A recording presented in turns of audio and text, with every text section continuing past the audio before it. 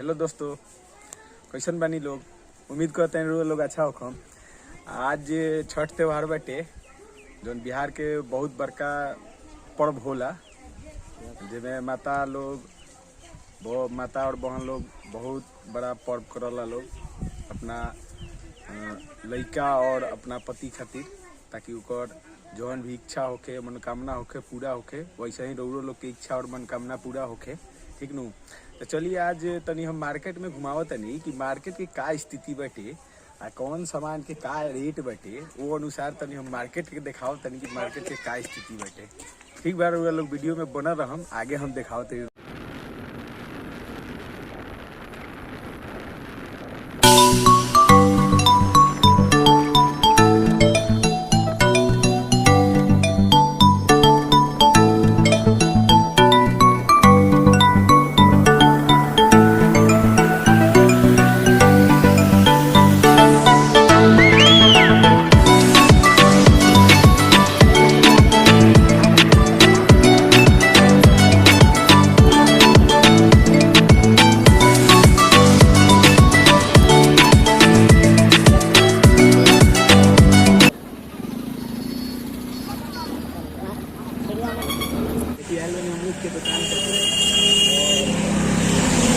उसके का दाम बाटे से आके हम सभी भाई से पता कर लो। चलिए भाई कहते हैं कि 80 रुपये जोड़ा, मतलब एक ऊँट के 40 रुपये जी। स्थिति बाजार के थोड़ा सा बहुत ज्यादा टाइट बचे। ठीक नु। चलिए हम आगे भी दिखाओ तनी कि मतलब संतरा से और जौन भी में छठ पर्व में लागेला का दाम बटे कैसे बटे, सब आगे वीडियो में बना रही दिखाओ।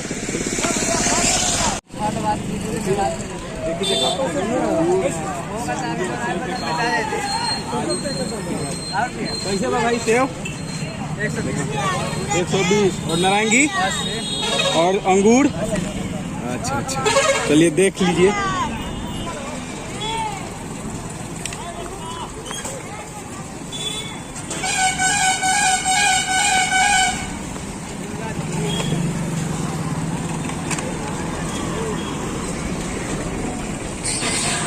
भाई लोग और तो बहुत महंगा पड़ गई बा, अभी तो 1000 में झोला के स्थिति बाटे। चलिए अब ये लोग दिखाओ तनी 55 के पटाखा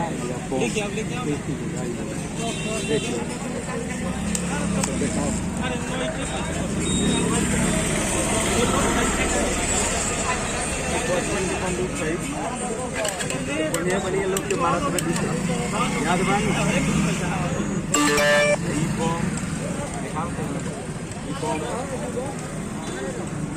ठीक बा।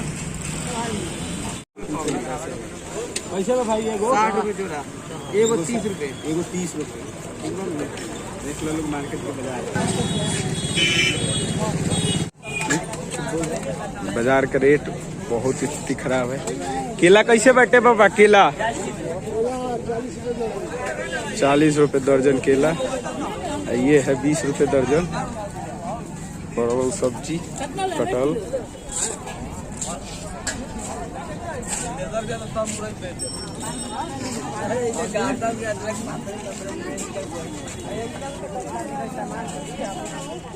सेव कैसे बा? सेव 100 रुपये है। और नारंगी? नारंगी भी 100 रुपये। चलिए और भी मार्केट का स्थिति दिखा रहे हैं हम। लौकी कैसे बैठे? लौकी अच्छा।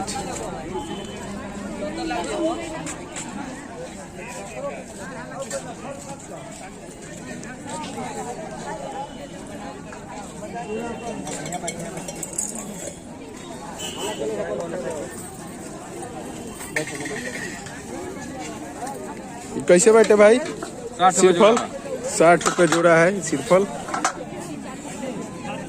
और भाई बैगन कैसे है वो? 30 रुपये। अच्छा 30 रुपये। चलिए ये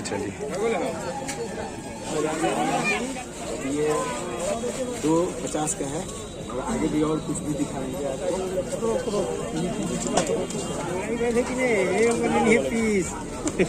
10 रुपये की 20 का दो है, 20 का दो, 20 का दो, 20 का दो है, 20 का दो। जैसन कि रउरा लोग मार्केट के तो देख लेनी कि मार्केट के का स्थिति बाटे।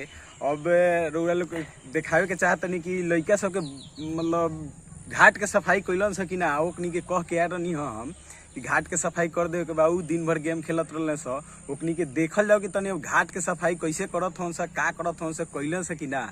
चलिए ठीक बाबू, हम देखाओ तनी घाट के सफाई। पूरा घाट के सफाई में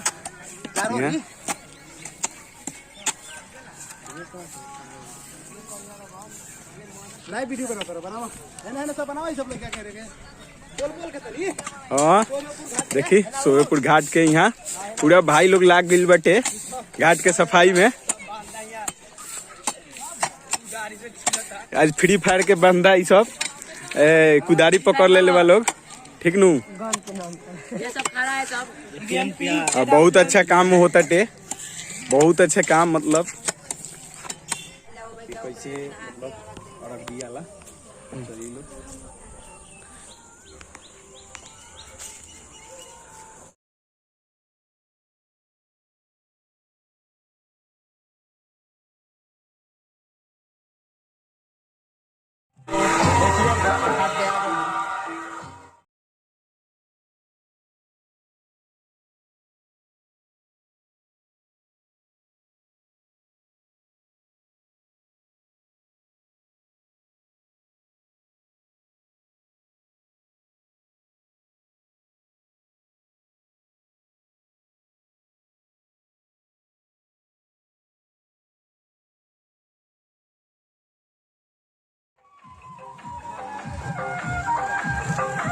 ये मेरे गांव के चाचा लगेंगे, रामा चाचा, और मेरे छोटा भाई विपुल जी, और ये मेरा लड़का लगेगा भोला बेटा, और ये समाज का ही है।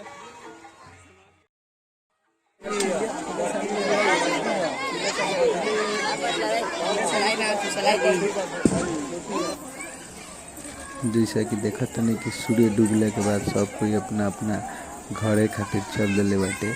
अब घरे पहुँचला के बाद सब कोई अपना अपना घरे दिए जलाई, ओकरा बाद ईख के कोसी भरल जाला, उहरा लोग के हम देखावत तनी। आगे देखी कैसे ईख के कोसी भरल जाला, वो हम वीडियो में देखावत तनी, ठीक बा।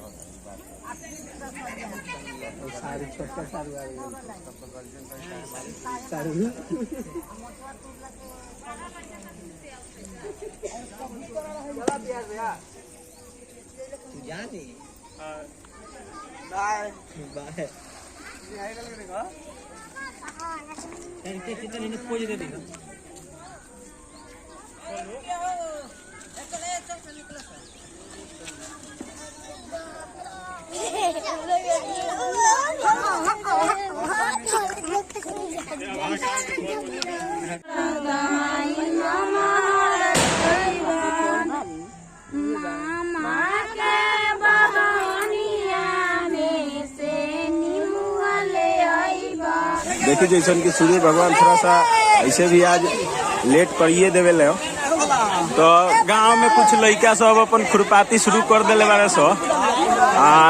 ये अपन पोखरा के गहराई दिखाई थोन सो कि कितना गहराई बाटे, पोखरा के गहराई कितना बाटे। देखिए अब लड़का सब के खुरपाती शुरू हो गई बाटे। देखिए लड़का सब अपन गांव के स्विमिंग पूल एकरा के बोलल जाला। शहर में तो ठेहुना भर पानी में तरह तरह के होला, लेकिन देखी कितना पानी बैठे। गांव का स्विमिंग पूल हटे।